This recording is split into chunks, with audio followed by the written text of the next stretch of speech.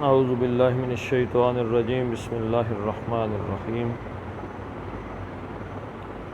او تقولوا انما اشرک آباؤنا من قبل وکننا ذریۃ من بعدہم افتہلکنا بما فعل المبطلون صدق اللہ العظیم رب اشرح لی صدری ویسر لی امری واحلل عقدۃ من لسانی یفقہوا قولی اللہم صلی علی محمد وعلی آل محمد کما صلیت علی ابراہیم وعلی آل ابراہیم انک حمید مجید اللہم بارک علی محمد وعلی آل محمد کما بارکت علی ابراہیم وعلی آل ابراہیم انک حمید مجید۔ کل کیا پڑھا تھا جی کہ انسانوں سے، تمام بنی آدم سے اس بات کی گواہی لی گئی کہ کیا میں تمہارا رب نہیں ہوں؟ تو سب نے کہا جی ہم گواہی دیتے ہیں کہ آپ ہمارے رب۔ یہ کس لیے کیا گیا تھا کہ کہیں قیامت کے دن یہ نہ کہہ دیں جی کہ ہمیں تو اس طرف دھیان ہی نہیں گیا کہ رب بھی ہوتا ہے کوئی۔ او تقولو، او کا مطلب کیا ہے جی؟ یا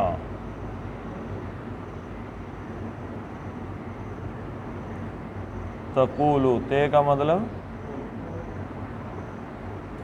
تم، واو الف، یہ اصل میں کیا تھا؟ تقولون، نون کس نے اڑایا ہے؟ ان مصدریہ نے۔ ان پچھلی آیت میں ان آیا نا، ان تقولو، تو ان مصدریہ ہے تو اس نے نون اڑایا تھا، تو یہ اسی کا تسلسل ہے۔ یہ آؤ کا مطلب ہے یہ ان کا ہی اب یہ بدل چل رہا ہے۔ او تقولو، یا تم کہو یا کہہ دو، تم سب کیا کہہ دو؟ انما،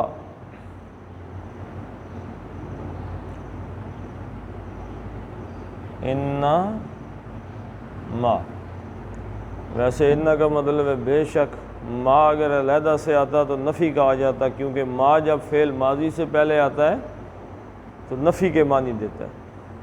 فعل ماضی سے پہلے ما آتا ہے تو کیا معنی دیتا ہے جی؟ نفی کے۔ نہیں، یہ بات یعنی کہ نہیں ہوئی، لیکن یہ علیحدہ علیحدہ نہیں، ان کو اکٹھا پڑھیں گے تو یہ بے شک کے معنی دیں گے انما، اور دوسرا حصر کا مفہوم پیدا کر دیں گے۔ یعنی حصر کس چیز کو کہتے ہیں جی؟ بریکٹ شروع بریکٹ بند، اب اس کا تعلق آپس میں آ گیا، باقی تمام چیزوں سے ان کا کوئی تعلق واسطہ نہیں ہے۔ یعنی بے شک کا ترجمہ جب ہوگا انما کا تو اس میں آئے گا کہ یعنی اس میں یہ ذہن میں رکھ لیں کہ اس کے علاوہ نہیں، اس بات پہ زور دیا گیا ہے، یعنی اس کے علاوہ تو کوئی بات نہیں ہے، بے شک یہی اصل ایشو ہے، اصل مسئلہ یہی ہے، حصر اس چیز کو کہتے ہیں۔ جیسے آپ سورہ فاتحہ پڑھتے ہیں، اس میں ایا لفظ آتا ہے، ایا، وہ بھی حصر کا مفہوم دیتا ہے۔ ایاک نعبد، ہم صرف تیری ہی، یعنی اس کے علاوہ کوئی اور کسی کی بندگی نہیں کرتے۔ ایاک نستعین، ہم تجھ سے ہی مدد مانگتے ہیں، مطلب اس کے تیرے علاوہ اور کسی سے مدد نہیں۔ حصر کا مفہوم یہ ہے۔ حصر کا مفہوم کیسے پتہ چلتا ہے؟ کہتے ہیں کہ زید ڈاکٹر ہے، ایک جملہ ہے زید ڈاکٹر ہے، اب اس میں باقی کسی اور کے ڈاکٹر ہونے کی نفی ہے؟ زید ڈاکٹر ہے، عاشق بھی ڈاکٹر ہے، یعقوب بھی ڈاکٹر ہے، تو زید کے ڈاکٹر ہونے کے ساتھ کسی اور کے ڈاکٹر ہونے کی نفی نہیں۔ اب جملہ الٹتے ہیں، ڈاکٹر زید ہے، اس میں مزید زور ڈالنا، ڈاکٹر زید ہی ہے، وہ دوسرا بھی ٹھیک ہے، ڈاکٹر زید ہے، یعنی یہ ان ساروں میں ڈاکٹر کون ہے؟ ڈاکٹر کون ہے؟ زید ہے۔ مزید زور دینے کے لیے ڈاکٹر زید ہی ہے، اس کا مطلب کیا ہے کہ باقیوں کے ڈاکٹر ہونے کی، بولیں نا جی، باقی کوئی ڈاکٹر ہے؟ وہ کہہ رہا ہے ڈاکٹر زید ہی ہے، یعنی 100 بندہ ہے، اس میں ڈاکٹر زید ہے۔ ہی نہ بھی لگائیں تو وہ جملے میں جب آئے گا نا جی کہ 100 آدمی ہے اور اس میں ڈاکٹر زید ہے، تو پتہ چلے گا کہ باقی 99 بندے میں سے کوئی ڈاکٹر، یہ عصر کا مفہوم ہے۔ ٹھیک ہے جی۔ مثلاً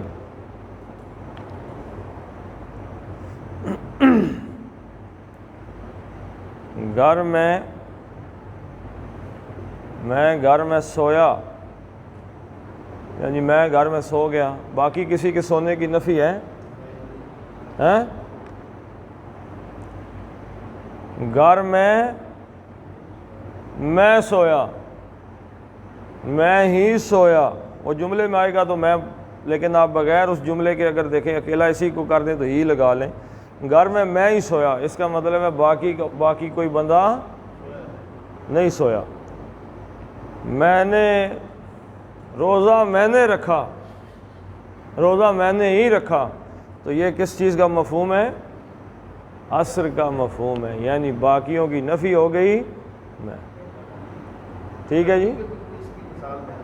ہاں جی، یہ اسی کی مثال ابھی میں آپ کو، یہ جو آیت ہے نا جی، اسی کی مثال ہے۔ اردو میں سمجھ آ گئی ہے کہ نہیں؟ ہاں جی۔ اب اس کا معنی آپ بے شک ہی کریں گے۔ آؤ تقولو، یا تم کہو، انما، بے شک، اشرک آباؤنا،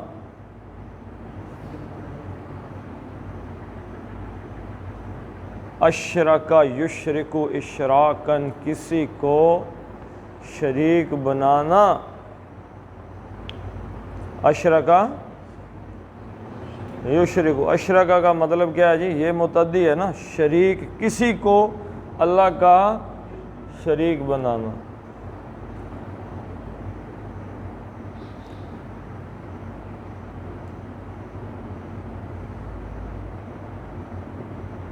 یعنی اگر ایک بندہ کسی کو اللہ کا شریک بنائے تو اس نے کیا کیا؟ شرک کیا۔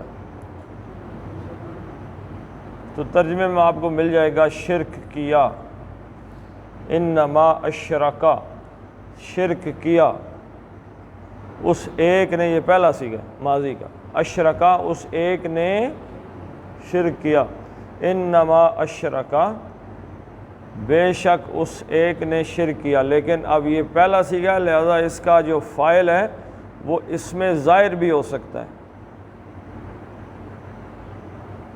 اسم ظاہر ہو سکتا ہے، وہ اسم جمع ہو تو یہ اس کا مفہوم جمع کہا جائے گا۔ انما اشرکا، بے شک شرک کیا، ہم نے شرک کیا ہے، تو پھر تو مسئلہ ہی اڑ گیا نا جی، پھر تو شکایت ختم ہی ہوگی اللہ سے۔ آباؤنا،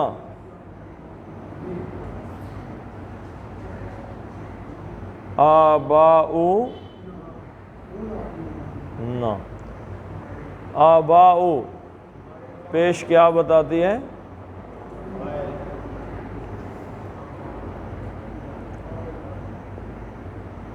آباؤ، اجداد نے، نہ ہمارے، اسم کے ساتھ جو ضمیر آتی ہے تو یہ دونوں کیا بن جاتے ہیں جی؟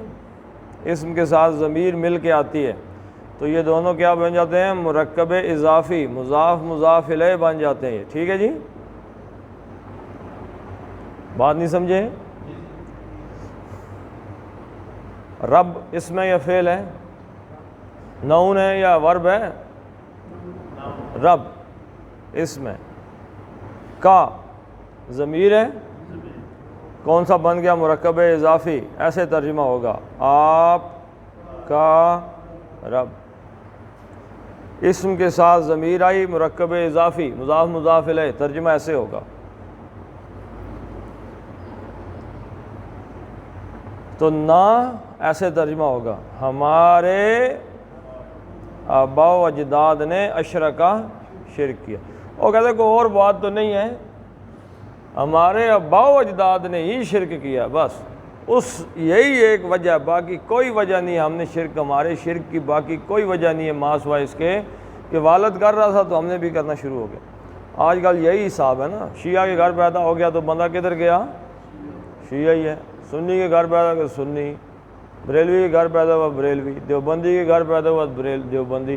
بہت کم لوگ ہوتے ہیں جن کو اللہ تعالیٰ تھوڑا سوچنے کا موقع دیتے ہیں تو وہ آگے پیچھے نکل جاتے ہیں، ورنہ عام طور پہ لوگ اسی ڈگر پہ بھاگے جا رہے ہیں جس پہ وہ اپنے بڑوں کو دیکھتے ہیں۔ تو انما اشرک آباؤنا، بے شک ہمارے آباء و اجداد نے کیا کیا جی؟ شرک کیا۔ من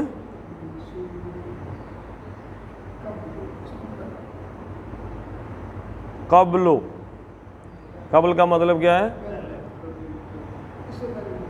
پہلے۔ اچھا یہاں پہ اب کوئی سوال تو آپ کے دماغ میں آنا ہی چاہیے، من سے، من کے بعد آیا ہے قبل، اور قبل کے آخری حرف پہ ہے پیش۔ کوئی سوال آپ کے دماغ میں پیدا ہوا؟ کسی بندے کے دماغ میں کوئی سوال آیا؟ کیا آیا جی؟ من حرف جر ہے تو قبل کے نیچے زیر کیوں نہیں آئی؟ یہ سوال پیدا ہونا چاہیے تھا۔ آپ روز پڑھتے ہیں کہ جو ہی حرف جر آتا ہے وہ اپنے بعد اسم کو کیا کر دیتا ہے؟ مجرور کر دیتا ہے، تو اس نے قبل کو مجرور کیوں نہیں کیا؟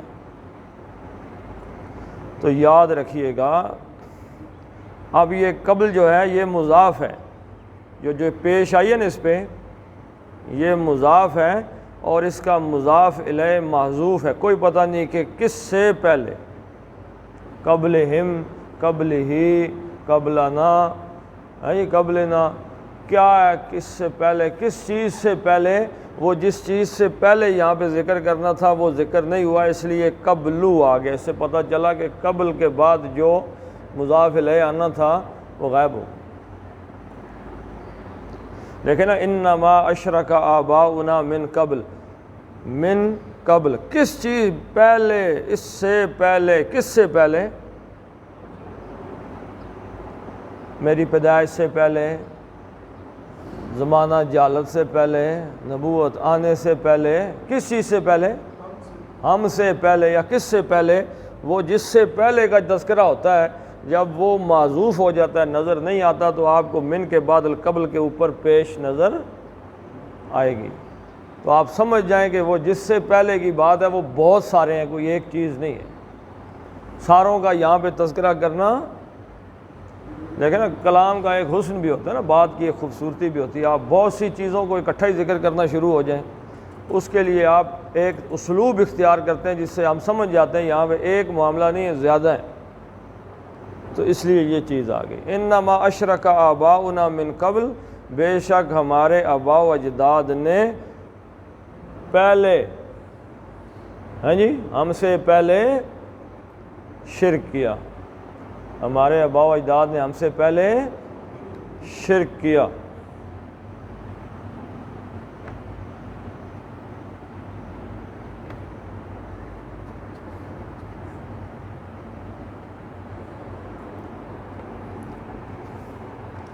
وَكُنَّا، اور کنّا کون سا سیغہ ہے؟ 14واں سیغہ ہے، آخری سیغہ۔ کانا، کانا، کانو، کانت، کانتا، کنّا، کنتا، کنتما، کنتم، کنتی، کنتما، کنتنا، کنتو، کنّا۔ ہم تھے، ہم کیا تھے جی؟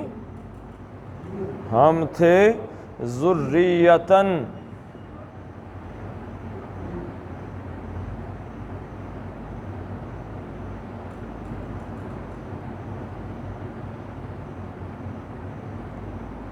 ذریہ کیا مطلب ہے ذریتاً کا؟ اولاد تھے، یہ اسم و کانا ہے، کنہ، اس لیے یہ تن کی شکل میں آیا، یعنی کہ حالت نصب میں آیا ہے۔ آپ دیکھتے ہیں ایک جملہ آئے گا ان اللہ، قرآن میں آئے گا انا کا اسم، ان اللہ شاکر علی من۔ انا نے ویسے تھا اللہ شاکر علیم، اللہ تعالیٰ قدردان ہے، علم والا ہے۔ مثال دے رہا ہوں ویسے، انا آیا، اس نے اپنا اثر کس پہ دکھا دیا؟ مبتدا، اس کو اپنا اسم بنایا، اسم بنا کے اس کو زبر دے دی۔ اب آ گیا کانا، اب یہ کان اللہ کے آگے جب اللہ آئے گا تو کیا ہوگا؟ اللہ پہ آ جائے گی پیش، کان اللہ۔ اب اس کو کر دیں گے شاکرن علی من، کیا دے دیا ان کو؟ نصب بنا دیا، ذریتن، کانا کا۔ یہ ٹھیک ہے جی؟ کچھ سوال چل کیا کریں گے یہ کہاں سے آگے جی، کیسے لکھ دیا؟ ذریتن وکننا ذریتن، اور ہم تو اولاد تھے، من بعدہم، من سے، بعدی ہم۔ اب اگر یہ ہم بھی معذوف ہو جائے تو دال میں کیا آ جائے گا؟ نا جی، پیش۔ پتہ چل جائے گا کہ بعد کس کے، اس کے بعد، اس کے بعد، اس کے بعد، وہ بعد غائب ہو گیا، تو اب یہ زیر اس لیے آ گئی کہ اس کا مضاف الیہ آ گیا، بعدہم، من بعدہم، ایسے ترجمہ ہوگا ان سب کے بعد، یعنی ہم تو ان سب کے بعد ان کی اولاد تھے، اور اولاد کے سیکھنے کا جو سب سے پہلا مکتب ہے وہ کیا ہے؟ ماں ہے۔ گھر کے اندر ماں، گھر کے باہر باپ، تو انفلوئنس ہوتا ہے ماں باپ کا کہ نہیں؟ عبداللہ ابن سلام رضی اللہ تعالیٰ عنہ ایک یہودی عالم دین تھے، اسلام قبول کیا تو بنی اسرائیل کون سی چیز کا گوشت نہیں کھاتے تھے جی؟ اونٹ کا گوشت، اونٹ کا گوشت بنی اسرائیل نہیں کھاتے تھے۔ کیوں نہیں کھاتے تھے؟ شروع میں حضرت یعقوب علیہ السلام کو اونٹ کا گوشت کھانا پسند نہیں تھا، تو وہ پسند کو انہوں نے پھر اپنے اوپر بطور حرام مسلط کر دیا گیا۔ حضرت یعقوب کو پسند نہیں تھا تو حرام ہے، اونٹ کا گوشت حرام ہو گیا۔ اللہ کے نبی صلی اللہ علیہ وسلم نے آ کے بتایا کہ اونٹ کا گوشت حرام نہیں ہے، نہ حضرت یعقوب علیہ السلام نے اونٹ کے گوشت کو حرام قرار دیا ہے۔ نبی کی پسند نہ پسند کو اللہ تعالیٰ نے کو خیال رکھا ہے کہ نہیں؟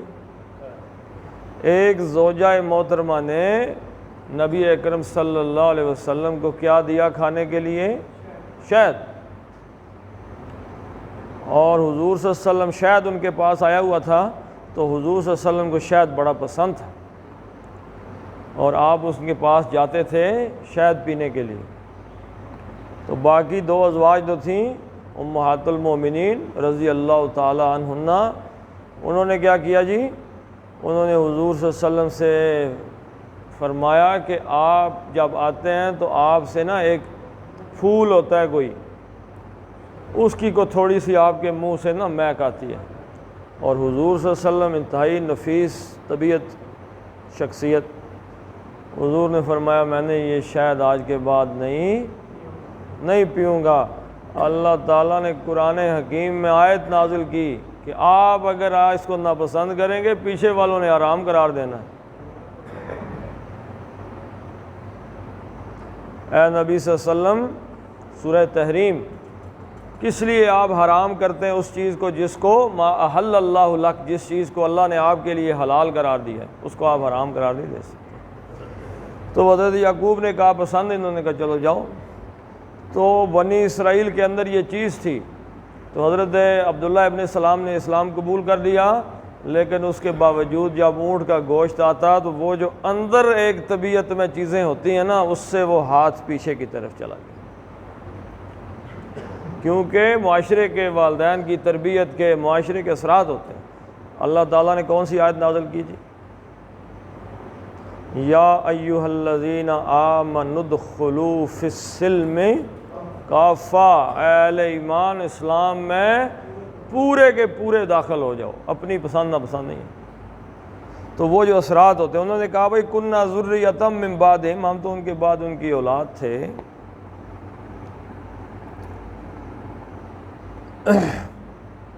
ہم نے یعنی ہم تو کچھ کر ہی نہیں سکتے تھے نا جی، ہم تو مشرکوں کی اولاد تھے، تو ہم نے بھی شرک کرنا شروع کر دیا۔ یہ بہانہ بنا دیتے اور کہتے ہیں افا تہلکنا،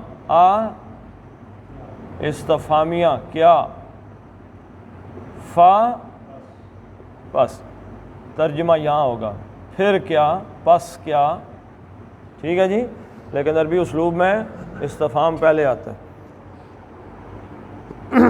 افا تہلکنا،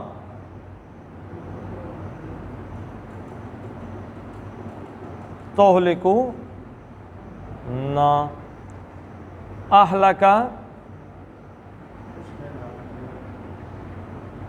یہلکو،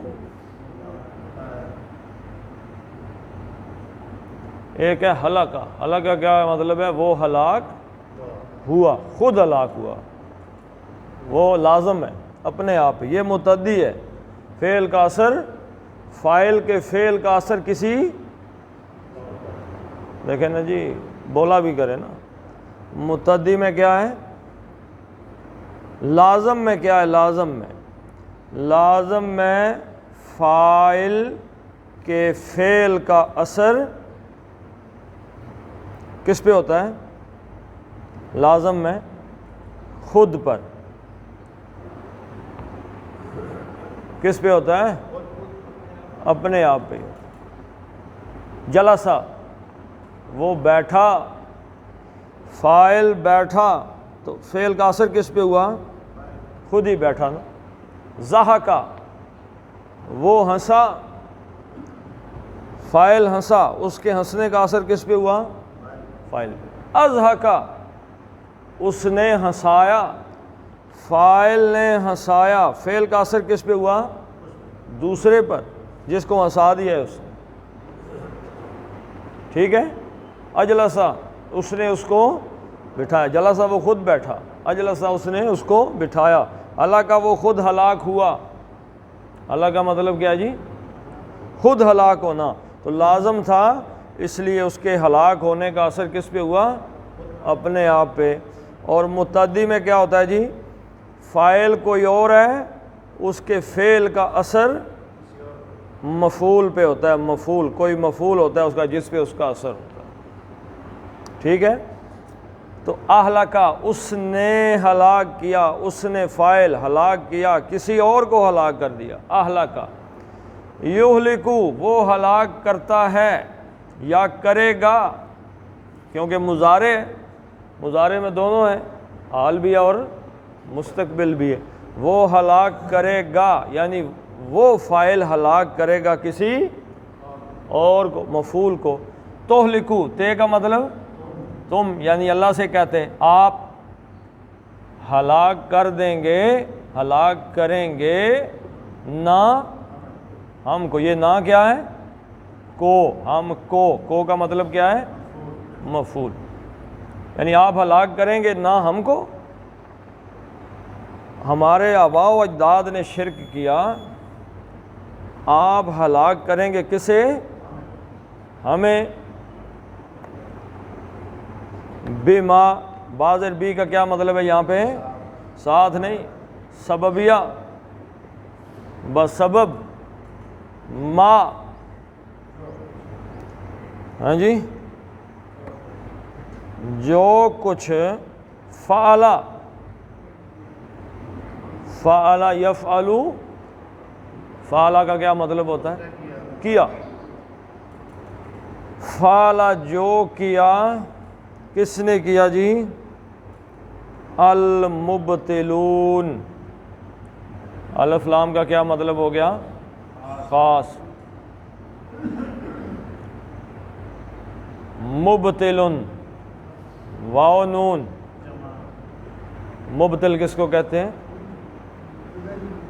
جیسے یہ اہلا کا یہلکو تھا، ایسے ہی ہے ابتلا یبتلو، باب افعال، کسی چیز کو کسی اور کو باطل کر دینا. کیا مطلب ہے جی؟ ہاں، وائڈ کا کیا مطلب ہے؟ انویلڈ، وائڈ، یعنی کہ آپ نے بہت کچھ کیا، باطل ہونے کا مطلب ہے کاٹا، زیرو ہو گیا. کسی اور میں نے اپنے عمل کو باطل کر دیا ہے. ابطال نامے کا نام سنا ہے کبھی؟ ابطال نامہ، ابطال نامہ. ایک بندہ کسی کو دیتا ہے پاور آف اٹارنی، میں دیتا ہوں جی پاور آف اٹارنی آفتاب صاحب کو کہ میری فلاں زمین ہے، یہ میرے بہاف پہ، میرے اختیار پہ بیچ سکتے ہیں. پاور آف اٹارنی دے دی ہے، میں نے ان کو مختار نامہ دے دیا ہے کہ یہ میری فلاں زمین بیچ سکتے ہیں، رہن دے سکتے ہیں، ہبہ کر سکتے ہیں، واٹ ایور، میری طرف سے اختیار. تھوڑے عرصے بعد مجھے پتہ چلتا ہے کہ آفتاب صاحب کی نیت میں کیا آ گیا ہے؟ فطور آ گیا، یہ مجھے نقصان پہنچائیں گے.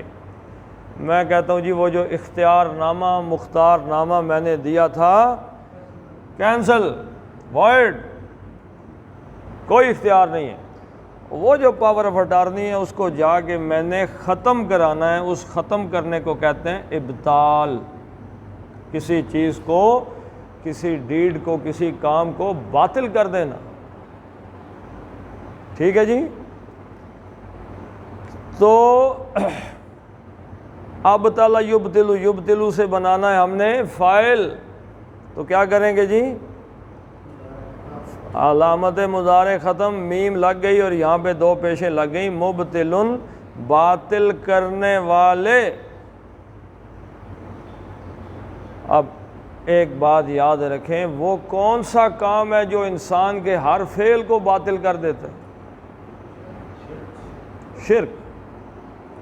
آپ کے اکاؤنٹ میں 1000 نیکی ہے،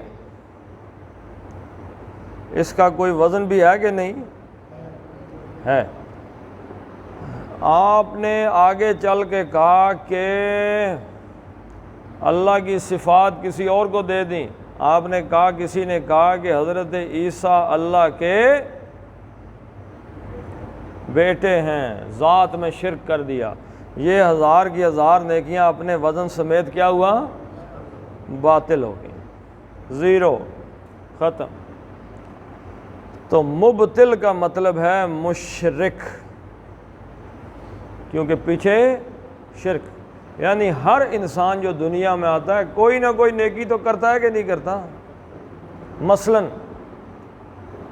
آپ رستے سے گزر رہے ہیں، آپ نے دیکھا رستے میں کانٹا پڑا ہوا ہے، آپ کو خیال آیا کہ اگر کوئی اور بندہ آیا، اندھیرے میں آیا، جلدی میں آیا، تو اس کانٹے میں آ کے نقصان ہو جائے گا. آپ نے کانٹا رستے سے ہٹا دیا، نیکی ہے کہ نہیں ہے؟ نیکی بن گئی. آپ نے کوئی پیاسا بندہ آ گیا، اس کو پانی پلا دیا. آپ نے کوئی بھوکا ہے، اس کو کھانا کھلا دیا. کسی کا قرض چڑھا تھا، آپ نے قرض اتار دیا. اور 1000 قسم کی آپ نے نیکیاں کر دیں، اور آپ کے پاس 1000 نیکی ہو گئی. لیکن آپ نے جوں ہی شرک کیا تو وہ ساری کی ساری نیکیاں ضائع ہو. تو مبتل کا مطلب ہے باطل کرنے والا، وہ عمل جو تمام نیکیوں کو باطل کر دیتا ہے. وہ بندہ جو اپنی بھی نیکیاں کھا جاتا ہے، دوسروں کو بھی کھا جاتا ہے، وہ مشرک ہے جو شرک کی تلقین کرتا ہے. ٹھیک ہے جی؟ تو آپ ہمیں ہلاک کریں گے بسبب اس کے کہ جو کچھ باطل کرنے والے مبتل مشرک نے کیا. وہ مشرک کون تھے؟ آباء و اجداد. آج اگر مجھے کوئی نظر آ جائے کہ میرے والد کی قبر کو ٹھڈے مار رہا ہے تو میں کیا کروں گا؟ لڑائی ہے جی. میں تو جتنی کو طاقت ہوگی، اگر وہ مجھ سے دلیر بھی ہے، ڈاڈا بھی ہے، لیکن میں نے اس کے گلے جا کے پڑھنا ہی پڑھنا ہے کہ میرے والد کے ساتھ یہ، اور کل میں اللہ سے کہہ رہا ہوں گا کہ میرے والد کو پہلے اٹھا کے جہنم میں پھینکو، کیونکہ اس نے مجھے شرک کرنا سکھایا تھا۔ اصل میں مبتل کون ہے؟ میرا باپ، پہلے اسے جلاؤ۔